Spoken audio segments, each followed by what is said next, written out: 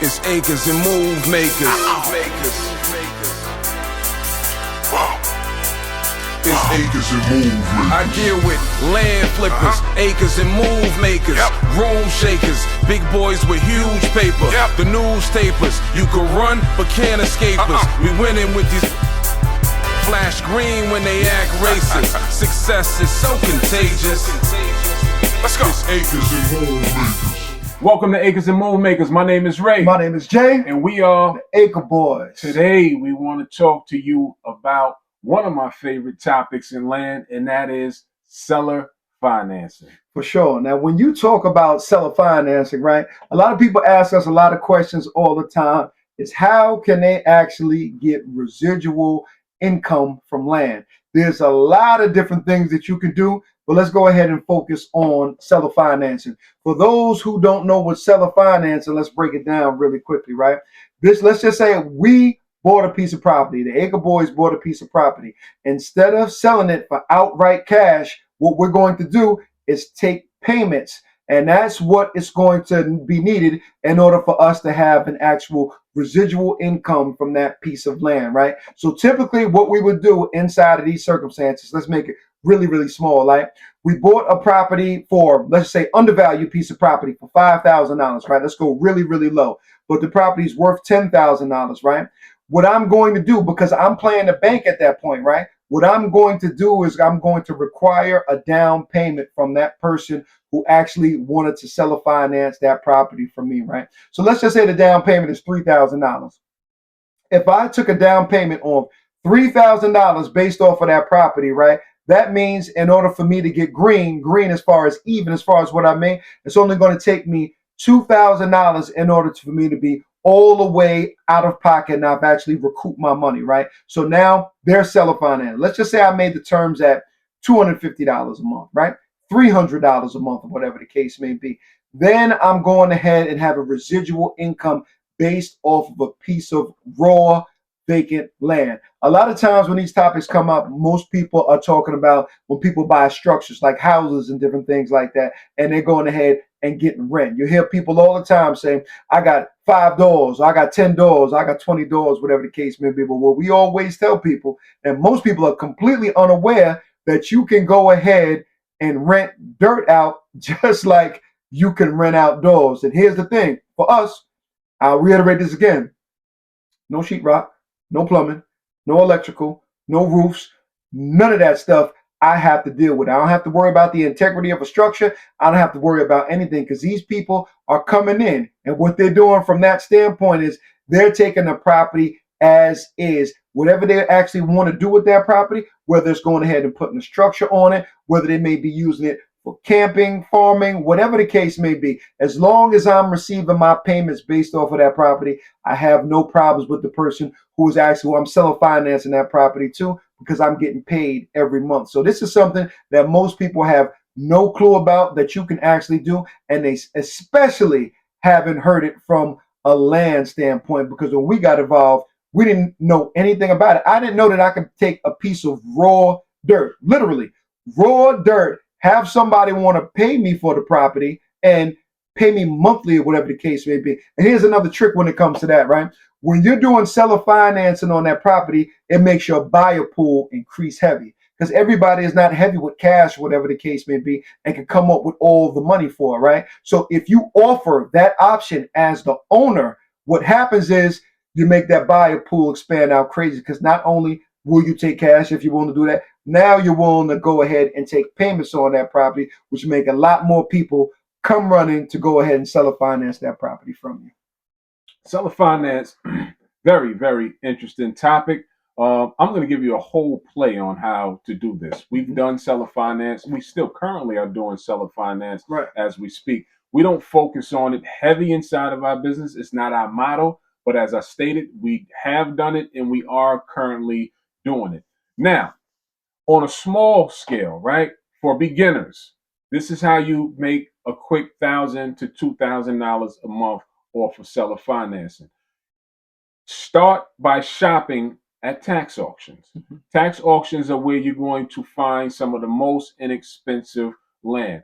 We bought property in the beginning, $50, $100, $200, $300, right? So if you buying properties, let's say you bought a property for $300 from a tax auction. Let's say you bought it for $500 from a tax auction, because I know people don't always believe us that we bought it for $50. So let's just say $500 you bought it for, right? If the property was only worth $2,500, what you do is when you write up your listing, how much do you make your down payment for? Give me the down payment for what I paid. As Jay said, now you're back green. You're back whole at that point. The down payment is $500. The other beauty about seller financing is you become the bank. You state how much they pay you. You state how much the rate of return that you want on your property, right? Right. So if they gave you the $500 back, and say, hey, I want $150 a month on this property.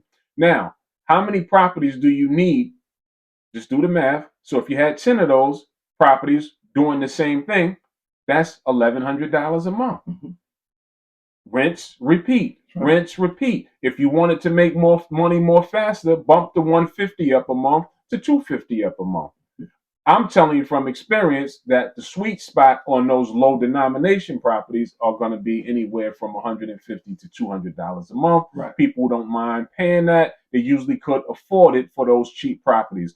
That's the sweet spot from our experience. Sure. If you're looking to make more seller financing, if you want to get into the upward thousands, you're going to have to find better properties, right? Better properties are going to cost you a little more. Money, so right. let's just say you bought a property for $10,000. Let's say the property was worth $25,000 and you wanted to seller finance it. You could attempt to ask for $10,000 as the down payment.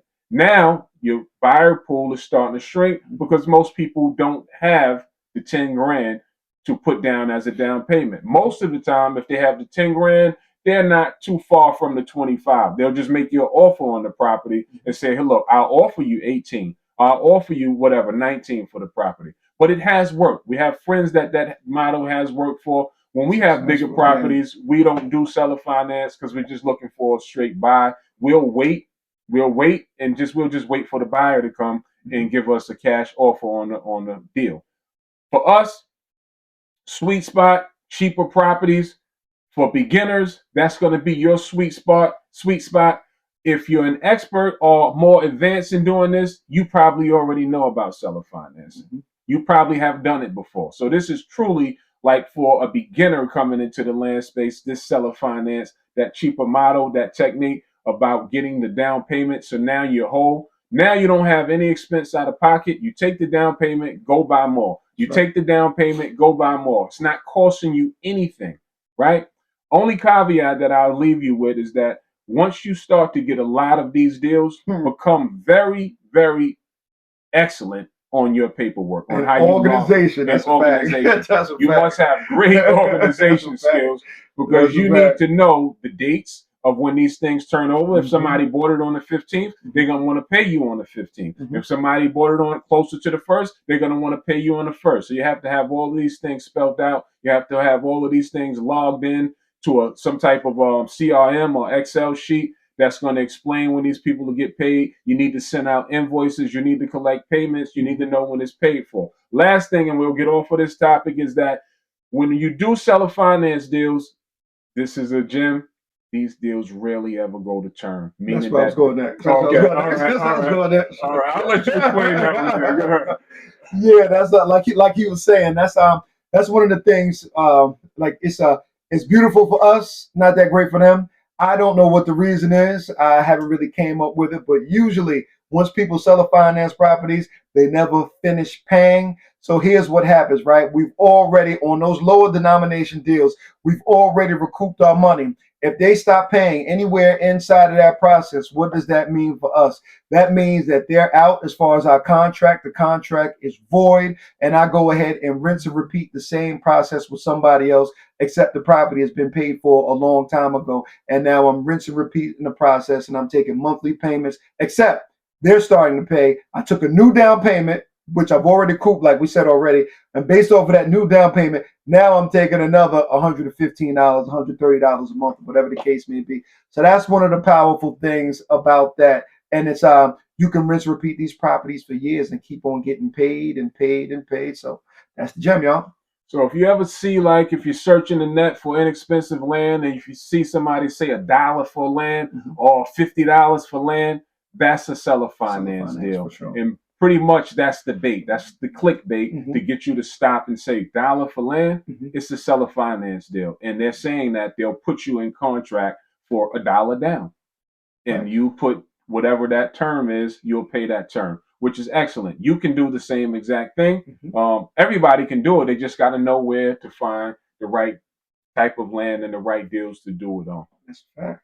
So for more content like this, if you like this seller finance technique, drop it in the comments below. Let us know what you think. You can do these deals yourself. Let the Acre Boys show you how to do these deals. Let the Acre Boys show you where to find inexpensive land for you to do these deals, right? This is how you get yourself a residual income. This is how you get someone. This is how you play the bank. This is how you play real life Monopoly on a lower scale. This is for beginners on a lower scale, but it's effective. I'm sure you could use an extra $1,000. I'm sure you could use an extra $1,500 a month. That costs you what?